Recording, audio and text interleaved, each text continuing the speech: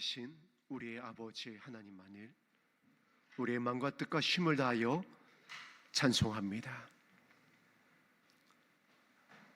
우리의 예배 가운데 함께하여 주시고 아버지의 영광을, 아버지의 살아계심을, 하나님의 나라를 나타내 주시옵소서. 나와 내 자녀를 위하여 울고 있는 사랑하는 주의 백성을 향하신 아버지의 구원의 은혜를 허락하여 주옵소서. 예수님 이름으로 기도드립니다. 아멘. 함께 나눌 말씀 베드로전서 1장 말씀입니다.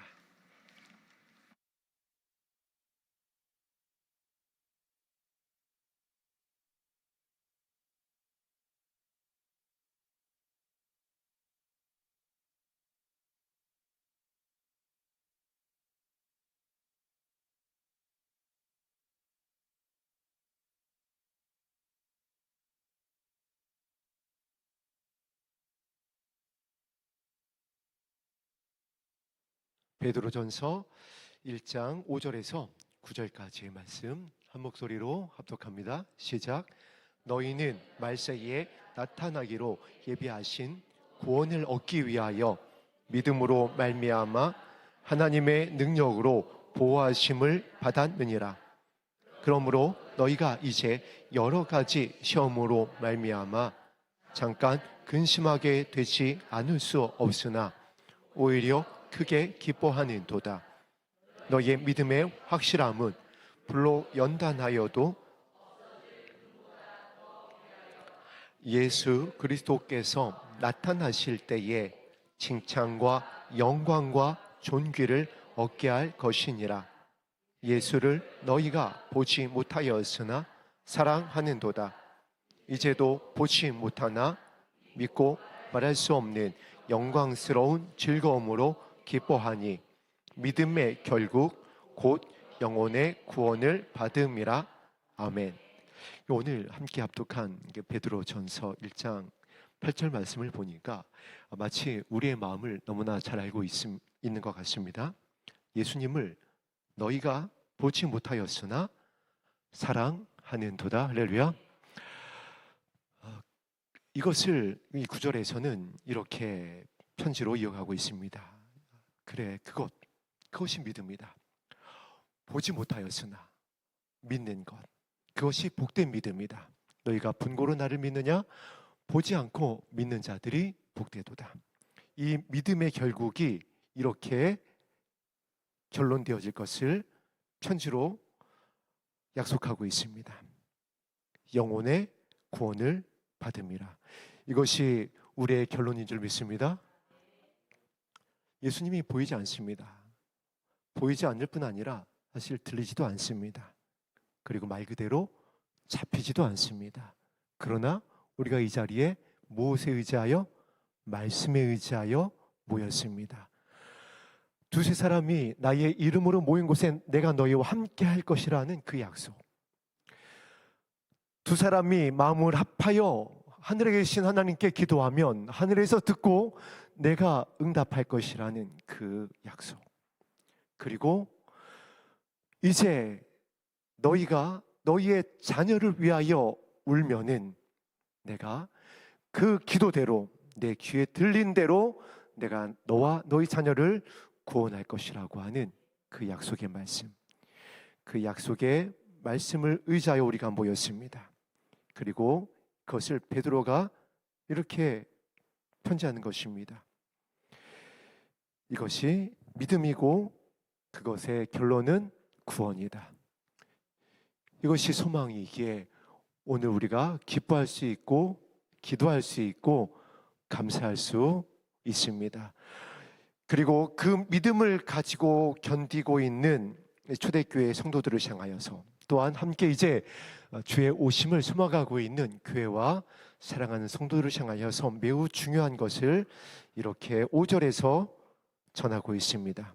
구원에 대해서 전하고 있는데 그냥 구원이다가 아니라 구원을 수식하는 편지의 단어가 예사롭지가 않습니다. 어떤 구원은 구원인데 어떤 구원이냐면 말세에 나타내기로 예비하신 구원, 이렇게 편지하고 있습니다. 베드로는 이 구원의 의미를 어떻게 초대교회에게 전하고 싶었던 것이기에 말세에 나타나기로 예비한 구원이라고 편지하고 있을까요? 오늘 말씀을 준비하면서 다시 한번 깨달은 것이 있습니다. 이 신약 성경이 기록된 시기가 어떠한 시기에 집중되냐면은 AD 70년 전후로 기록되기 시작하고 기록되어지고 마무리됩니다. 가장 늦게 이제 기록되었을 것으로 이제 추정되는 요한계시록이라든가 물론 야고보가 더 후대에 기록되었을 것이다라고 전하는 학자들도 있긴 하지만 대부분 AD 70년 전후 20년 그때에 모든 성경이 집중적으로 성령의 감동으로 베드로와 예수님의 동생들과 그리고 베드로에게 누가에게 계시되어지고 감동되어져서 기록하게 하셨습니다. 구약 성경은 기간이 상당히 깁니다.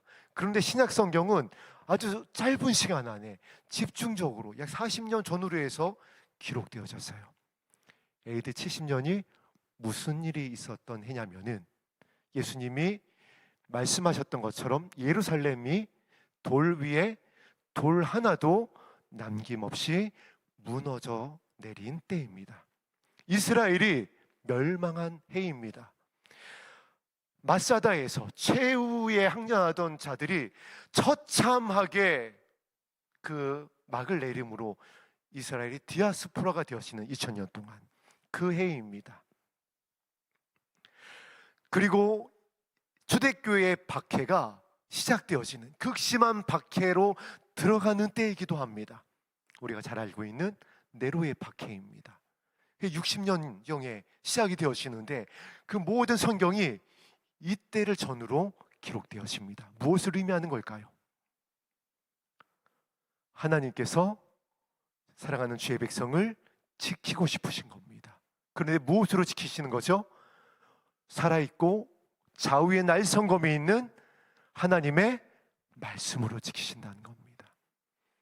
천지를 창조하신 말씀이 육신이 되어 오신 그 예수님의 말씀으로 교회와 성도들의 믿음을 지키고 주의 오심을 예비하고 나라가 멸망하였어도 그리고 그들이 환난 가운데에 들어간다 하더라도 주님이 더디 오므로 인해서 그들이 조롱받는다 하여도 그리고 초대교회에 이단이 횡행한다 하여도 그런 가운데서도 사랑하는 주의 백성과 교회를 지키기 위하여서 이때 하나님께서 말씀을 기록하게 하셨다는 겁니다. 지금 저와 여러분이 지나고 있는 이 상황과 너무나도 유사한 겁니다. 죄악이 관연한 이때, 롯의 때, 그리고 노아와 같은 이때에 계시록에 요한을 통해서 말씀하셨던 것처럼 성령을 통하여 교회들에게 말씀하시는 겁니다. 그런데 그냥 말씀하시는 것이 아니라 마치 이 초대교회 때 40여 년 동안 집중적으로 말씀을 계시하시고 교회에게 편지했던 것과 같이 지금 이 시험의 때를 견디고 있고 주의 오심을 앞두고 있고 지금 여러분 보세요. 이제 비가 한번 내리면요 어떤 비라고 그러죠? 천년에 한 번 내릴까 말까 한 비례입니다. 이제 앞으로 일어날 지진은요 한 번도 경험해 보지 못한 지진이 다가오고 있다라고 모든 지질학자들이 준비해야 된다라고 경고하고 있습니다. 남극은요 지금 계절상으로 겨울입니다. 가장 많은 빙하가 형성되어야 될 시기예요. 그런데 창세 이후로 역사 이후로 기상학 이후로 남극의 빙하가 지금 가장 적습니다. 그래서 기상학자들이 이렇게 얘기합니다. 새로운 시대에 들어섰다. 애들로 좋게 표현한 겁니다. 이제 지구는 끝을 향해 가고 있다는 겁니다. 예찬이가 군대 들어갈 때 책 한 권을 가지고 들어갔어요. 책 제목이 뭔가 봤더니 2050 거주 불능 지구라고 하는 책입니다.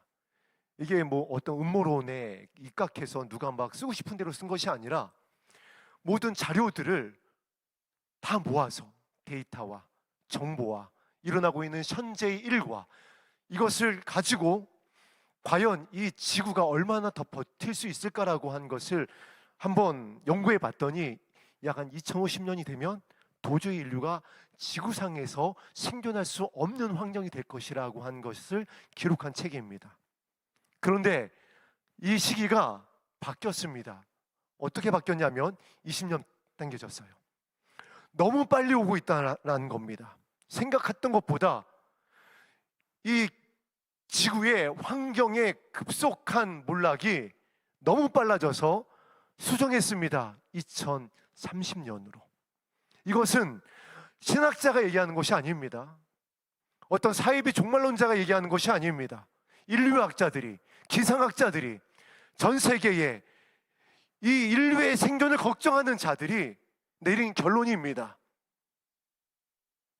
2030년이 되면 인류의 생존을 장담할 수 없다. 이와 같은 때에 하나님께서 주의 백성을 살리시고자, 한 영혼도 잃지 않고 살리시고자 성령께서 편지하는 겁니다.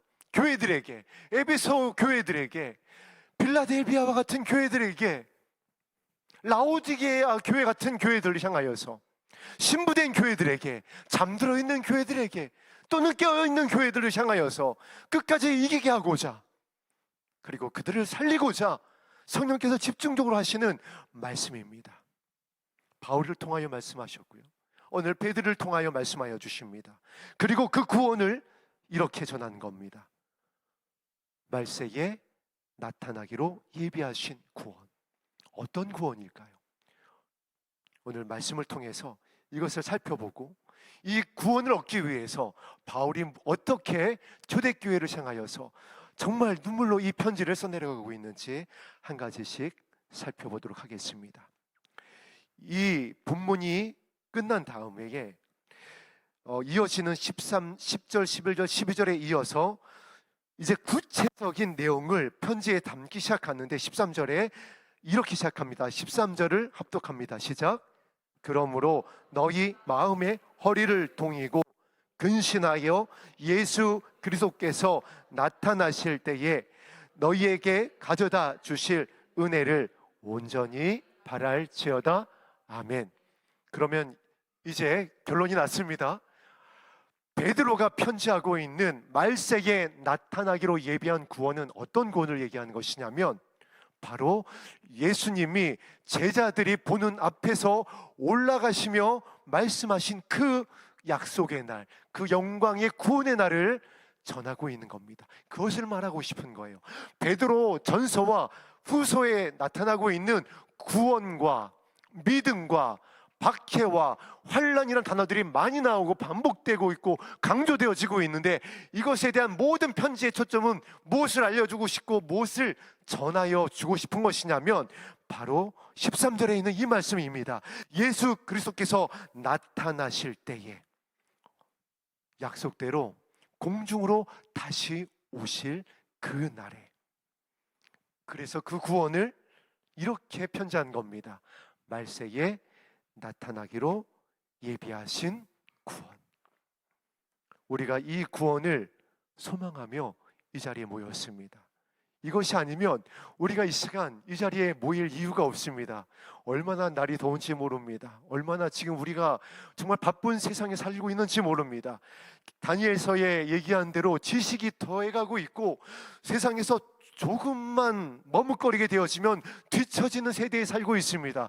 여기에서 이렇게 주의 이름을 부르면서 보이지도 않고 들리지도 않는 하나님이 살아계신 신이라고, 우리의 아버지라고 할 수 있는 그런 여유가 없는 때입니다.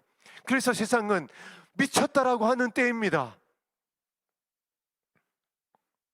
그러나 우리는 이 말씀의 의미와 이 말씀의 약속과 이 말씀의 능력과 이 말씀의 결론을 성령을 통하여 알게 하여 주셨습니다.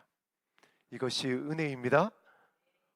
우리의 노력으로, 우리의 공로로 된 것이 아니라 은혜로, 성령의 감동으로, 아버지 하나님의 사랑으로 알게 되어졌습니다. 베드로도 마찬가지입니다. 얼마나 큰 은혜를 받았나요? 먼저 불러주셨습니다. 먼저 약속하여 주셨습니다. 내가 사람을 낚는 어부가 되게 하여 줄게. 베드로는 얼마나 우직한 자였는지 모릅니다. 한 번 고기를 잡으면 잡힐 때까지 밤새도록 그물을 내리는, 한우물 파는 정말 그런 열정의 소유자였습니다. 그리고 성경에서는 그와 같은 그를 향하여서 반대적인 시각으로 이렇게 얘기하고 있습니다. 그거밖에 할 줄 모르기 때문에 나중에 변론하는 그 대제사장들 앞에 섰을 때에 저자는 학문이 없는 자다라고 그렇게 얘기하던 자입니다. 고기만 잡을 줄 알았던 겁니다. 정말 우직하게 고기만 잡을 줄 알았어요. 그런데 그 베드로가 은혜를 받았습니다. 성령께서 감동하여 주니까는 변론도 하고요, 논쟁에서 밀리지도 않고요, 담대하게 되어지고요. 이것이 은혜입니다. 이 은혜를 베드로가 받았습니다. 예수님을 3번이나 부인했는데 예수님께서 찾아오셔서 용서하시고 회복시켜 주시고 사명을 주시고, 어떻게 베드로가 죽게 되어질 것까지도 알려주십니다. 그래서 베드로가 그 순교의 자리에서 그 모든 과정, 받은 모든 은혜를 기억하며 내가 어떻게 십자가에 똑바로 죽을 수 있겠습니까? 나를 십자가에 거꾸로 못 박아 주십시오. 이것이 은혜 받았던, 그 사랑을 깨달았었던, 예수님을 따라갔었던 베드로의 모습이었습니다. 그 베드로가 그 은혜를 가지고 은혜 받은 자로서 이제 초대교회를 살리고 이 마지막 때에 말세에 나타나기로 예비하신 저와 여러분을 살리고자 이 편지를 전하고 있는 겁니다.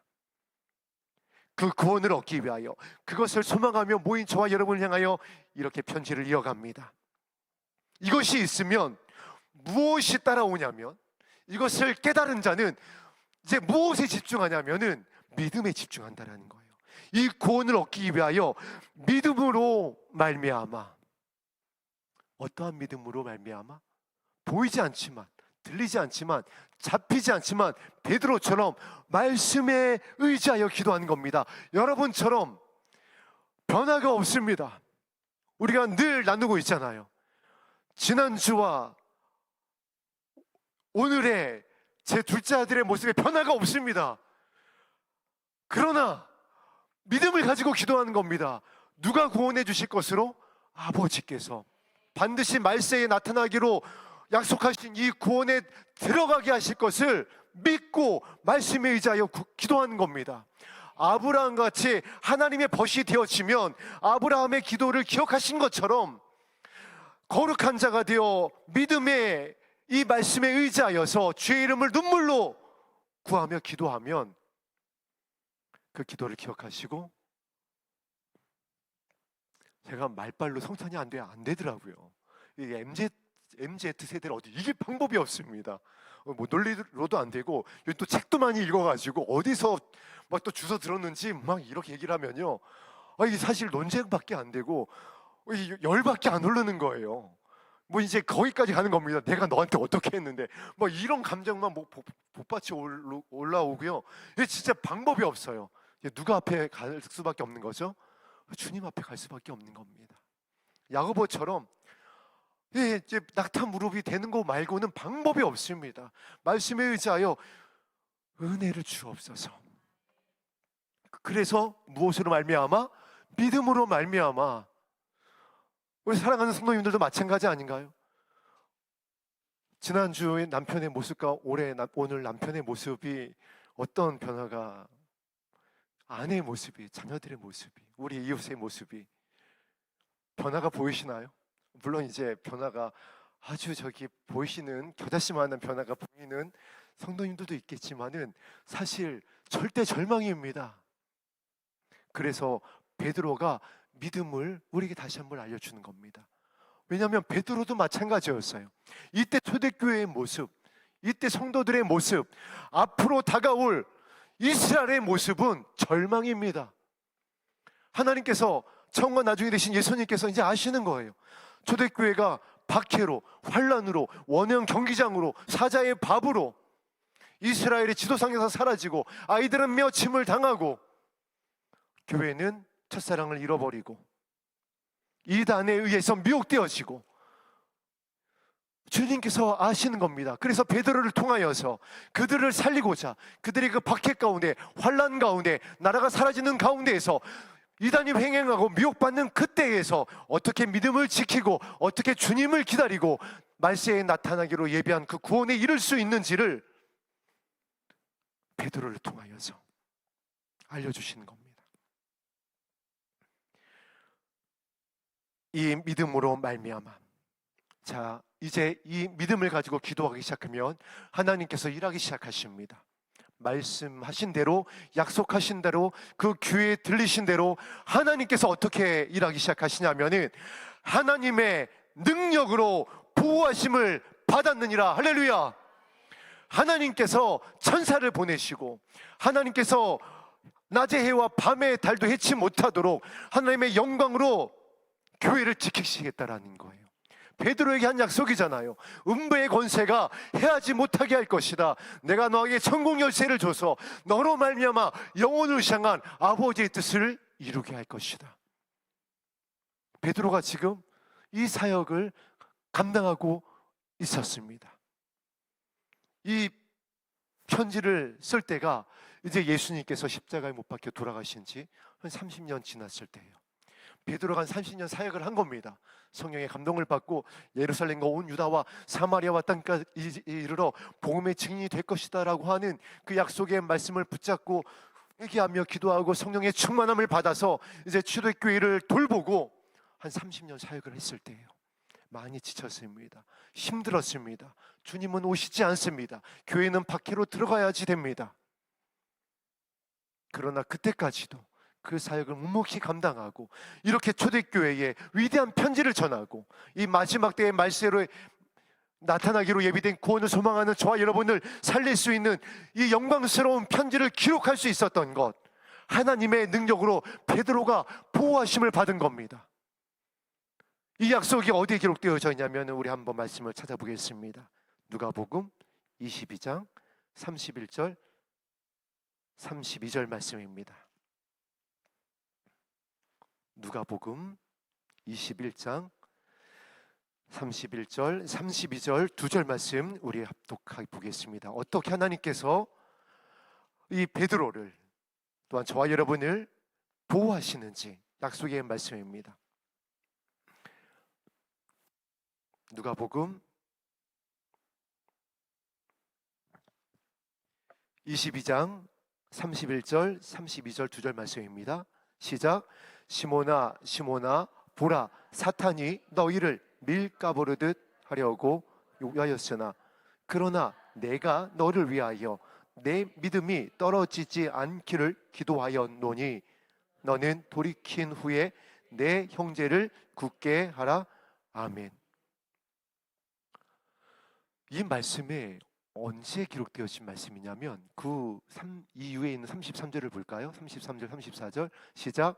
그가 말하되 주여 내가 주와 함께 오게도 죽는 데에도 가기를 각오하였나이다. 이르시되 베드로야 내가 네게 말하노니 오늘 닭 울기 전에 내가 세 번 나를 모른다고 부인하리라 하시니라.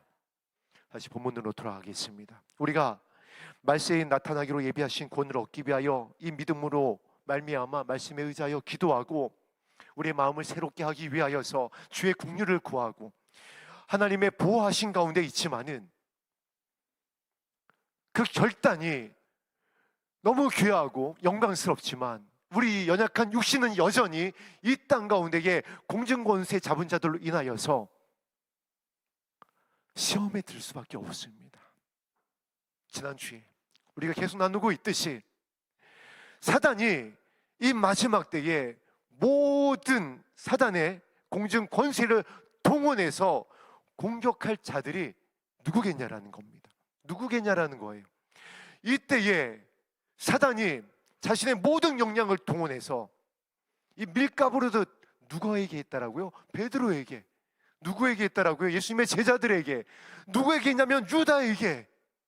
그래서 예수님을 팔게 하고, 예수님을 부인하게 하고, 예수님을 배반하고 다 도망가게 하고, 이런 일이 우리 공동체 안에도, 우리 가정 안에도, 우리 교회 안에도 있을 수밖에 없는 것이 지금 이 시험의 때라는 겁니다. 그것을 예수님이 아시기 때문에 누가복음 22장 31절과 32절에 이렇게 약속하신 겁니다.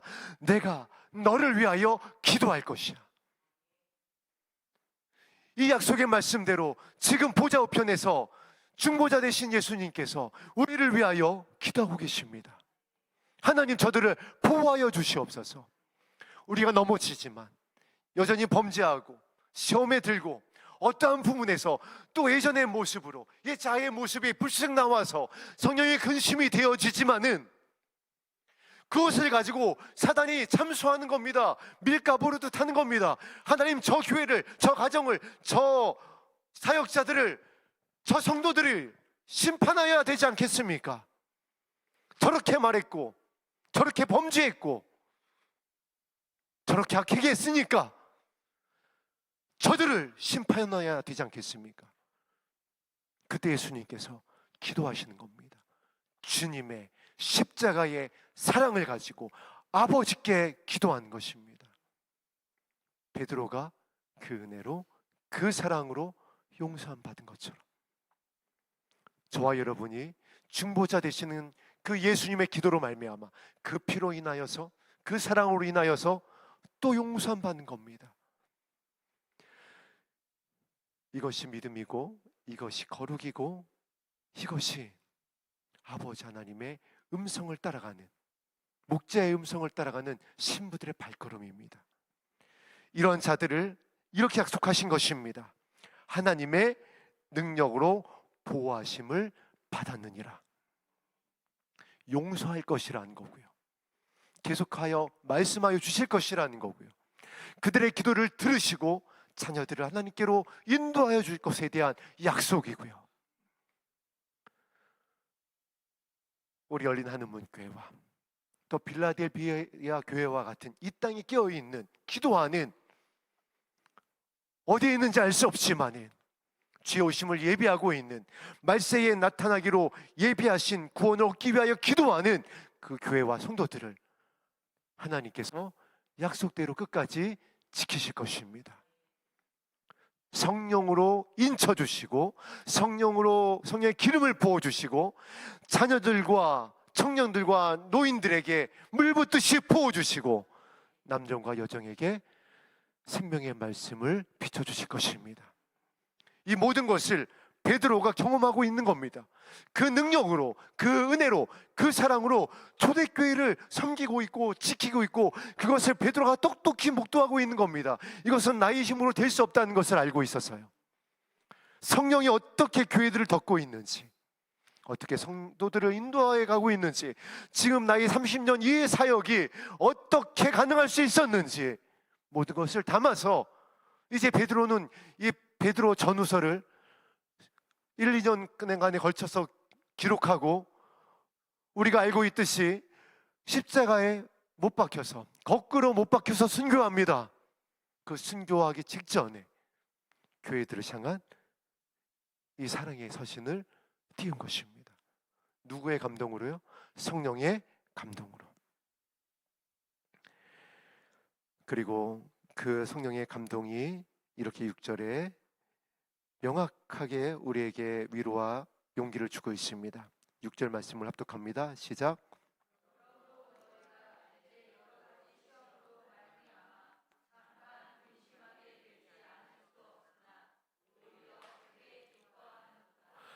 지금 우리의 발걸음을 이미 베드로는 이제 경험한 겁니다. 이게 우리에게, 그래서 그 길을 먼저 걸어갔었던 베드로가 어떻게 우리가 그 길을 걸어가야 될지, 어떠한 일이 있게 될지를 비춰주는 겁니다. 그 길을 성령의 조명으로 비춰주는 말씀이에요. 이제 여러 가지 무엇이 다가올 것이다? 시험이 다가올 것이야. 지금 다가오고 있습니다. 아니, 이미 다가왔고, 그 한가운데 있습니다. 우리의 믿음을 지키지 못하게 하는 환경들, 이 세대에 일어나고 있는 모든 현상들, 택하신 자들은 미혹하고자 하는 모든 미혹의 도전들. 베드로 전후서를 이 사랑의 서신이 오늘 말씀을 준비하면서 특별히 너무 마음에 와닿는 거예요. 그래서 한번 쭉 처음부터 끝까지 이 말씀을 살펴보았습니다. 말씀을 살펴보면서 여러 가지 것들을 발견을 했지만은 결국에 말세에 나타나기로 예비하신 구원을 주기 위한 편지니까 그 구원에 이르기 위하여서 무엇을 해야 되는지에 대한 핵심들이 너무나도 귀하게 이 전후서에 담겨져 있어요. 그러면서 깨달은 것이 있습니다. 정말 우리가 미혹되지 말아야 될 것 중에 하나가 결국에는 이것이구나. 무엇이냐면은 우리가 말세에 나타나기로 약속하신 이 구원에 대해서 그 믿음을 지키기 위하여서, 기도하기 위하여서 마음이 힘을 내다 보니까는 우리가 왜 그런 속담이 있죠. 뭐 지푸라기라도 잡고자 하는 그 마음이 어디로 미치냐면은 이제 이 말씀을 좀 더 구체적으로다가 이렇게 좀 시기적으로다가 확실하게 알려주는 어떤 그러한 어떤 정보라고 할까요? 어떤 사역자라고 할까요? 그러면서 이제 찾아보게 됩니다. 이 마지막 때 우리 성도님들의 또한 예전에 저의 모습이기도 했습니다. 그런 모습입니다. 그러다 보니까 안타깝게도 우리 성도님들이 어디로 시선이 가냐면은 요즘에 이제 유튜브를 틀면 이 마지막 때에 대한 소식들을 전하고 있는 많은 정보들이 올라오잖아요. 그러니까 그런 것들을 하나하나 보게 되시는 것 같아요. 우리 성도님들과 우리 인터넷으로 예배드리는 분들께 부탁의 말씀을 드립니다. 그거 보는 거 좋습니다. 왜냐하면은 제가 가만히 생각해 보니까 우리 성도님들도 그거 보고 우리 교회 오신 분들이 많잖아요.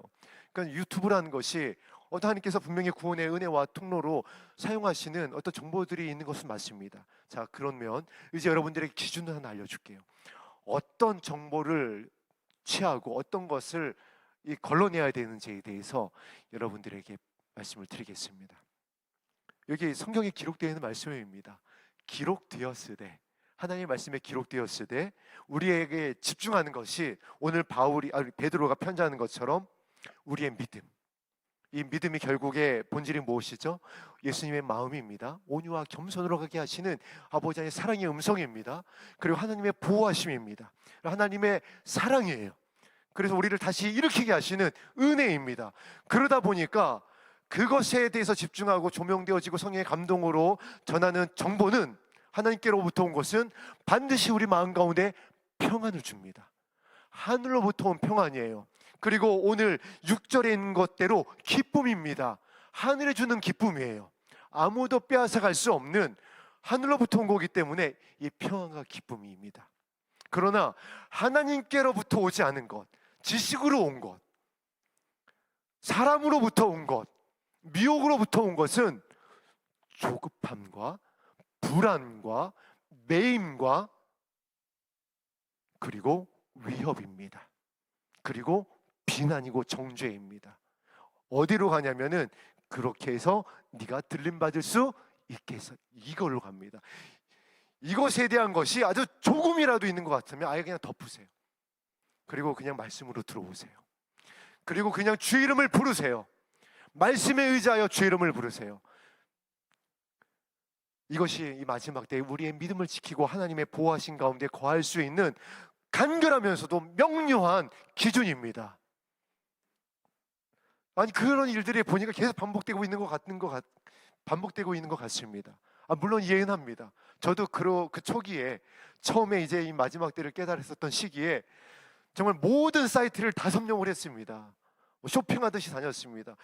누가 이런 음성을 들었다, 누가 이런 계시를 받았다, 언제 온댄다, 언제 전쟁이 난댄다, 하나님이 이런 말씀을 주셨댄다 하면서 어떤 사역자들, 어떤 교회들 다 다니면서 어떤 소식이 없나, 어떤 더 나를 깨어나게 하고 나를 좀 더 정신 번쩍 차리게 하는 어떤 새로운 소식이 없을까? 그것조차도 예수님께서 아셔서 이렇게 말씀해 주셨습니다. 내가 여기 있다, 저기 있다 하는 자들을 따라가지 마라. 그리고 어떻게 해라? 그냥 깨어 기도해라. 그런데 어떻게 깨어서 기도하라고요? 너희가 이 마지막 때에 나타날 수 있게 한 이 믿음을 지키기 위해서 기도하라. 베드로가 어떻게 기도해야 될지를 6절에 이렇게 나타내고 있는 겁니다. 여러 가지 시험으로 말미암아 잠깐 근심하게 되지 않을 수 없으나 크게 기뻐하는 도다. 이것은 이제 5절 말씀의 연속입니다. 왜냐하면 너희가 하나님의 보호하심을 받을 것이고 너희의 믿음의 본질을 깨달아서 마지막 때에 나타나기로 약속하신 주의 오심을 기다리게 될 것이니까는 이것으로 인하여 내가 오히려 크게 기뻐하는도다. 할렐루야. 그러면 이제 우리가 7절 말씀으로 들어가게 되었습니다. 합독합니다. 시작. 너의 믿음의 확실함은 불로 연단하여도 없어질 금보다 더 귀하여 예수 그리스도께서 나타나실 때에 칭찬과 영광과 존귀를 얻게 할 것이니라. 아멘. 이 교회의 모습을, 이 말씀에 의지하여 기도하는 성도의 모습을 얼마나 하나님께서 기뻐하시는지 베드로에게 성령의 감동을 통하여 이렇게 편지한 것입니다. 그 믿음이 어떤 믿음이냐면 불로 연단하여도 없어질 금보다 귀한 믿음이다. 할렐루야. 불로 연단하여도 없어질 금보다 귀한 믿음이다. 정금과 같은 믿음이다. 내가 찾는 믿음이다. 그것이 말세에 나타나기로 예비한 구원에 이를 수 있는 믿음이다. 어떤 믿음이요? 13절에 나와 있는 대로 공중에 다시 오실 예수님을 만나게 될 그 믿음이다. 이제 이 말씀에 비춰서 우리의 교회가 그렇게 가고 있는지, 나의 가정과 나의 마음이 그렇게 세워져 가고 있는지를 살펴보면 되는 것입니다.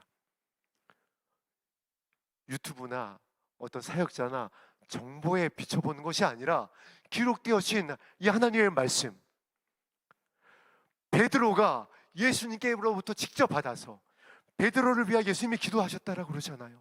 베드로를 갖다가 밀가부르듯 하려는 사단으로부터 하나님의 능력으로 베드로를 보호하고 그 베드로를 통하여 초대교회를 보호하고 말세에 나타나기로 예비하신 이 마지막 때 진짜 말세 지마를 살아가고 있는 저와 여러분을 보호하기 위하여서 기록한 이 말씀이 전하고 있습니다. 그 믿음이 진짜 믿음이다. 금보다 더 소중한 믿음이다. 그래서 이것이 계속 반복되고 있습니다. 나타나기로 예비하신 구원. 그리스도께서 나타나실 때에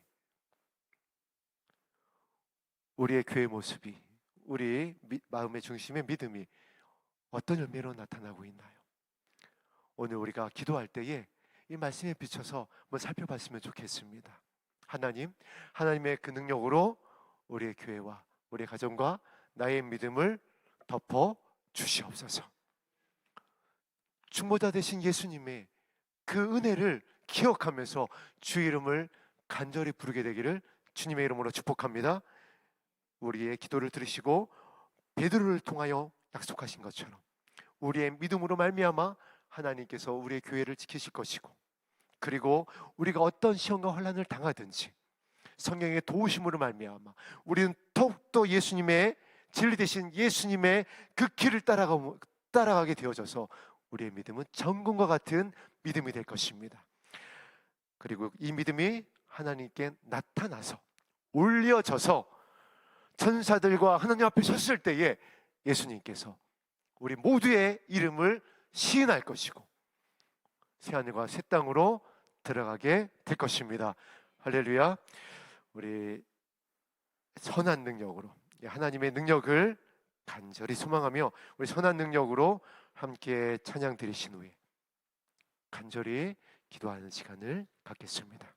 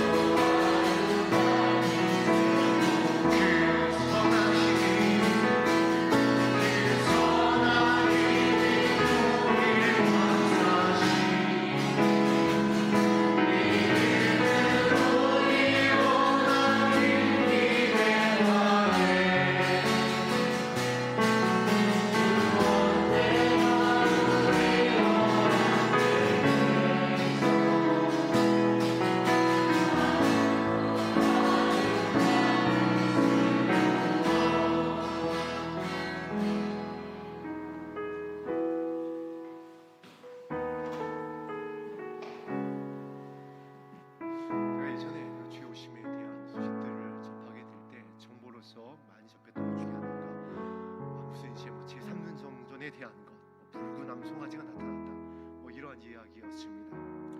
좋습니다. 그게 맞을 수도 있습니다. 절기에 대한 것, 달이 붉게 되고 어떻게 되어지고 별자리가 어떻게 되어지고 1월 성신의 징조가 있을 거라고 그랬으니까 그것이 맞을 수 있어요.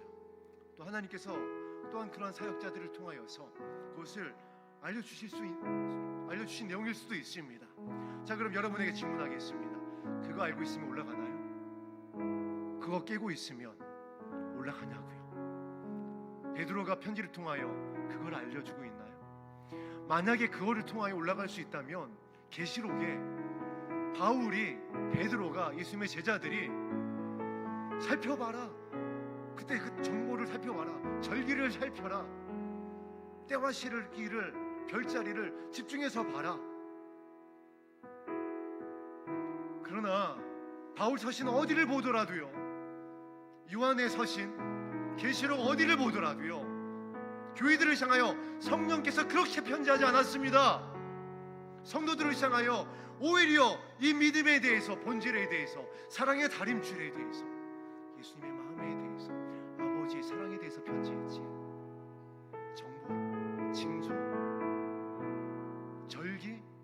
아니요. 이제 우리 교회 성도님들만이라도, 또 인터넷으로 예배드리고 있는 우리 성도님들만이라도 이제 이런 미혹으로부터 자유로워졌으면 좋겠습니다. 진리를 알지니 진리가 너희를 자유케 하시리라. 예수님의 사랑을 알게 되어지면, 아버지 안의 마음을 알게 되어지면, 믿음의 본질을 알게 되어지면 하나님의 보호하심 안으로 들어가게 되어지고 중보자 되신 예수님의 은혜로 인하여서 자유케 되어집니다.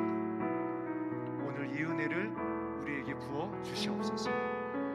그리고 우리가 또한 아직 미혹되어져 있는 세대들, 잠자고 있는 영혼들, 사역자들을, 교회들을 향하여서 이 은혜의 강물을 흐르게 할 수 있는 예수님의, 하나님의 벗이요, 하나님의 마음에 합한 다윗과 같은 교회요, 무너져가는 재단을 수축할 수 있는 그와 같은 예수님의 신부가 되어지게 하여 주옵소서. 이 능력을 우리에게 성령을 통하여 부어 주옵소서.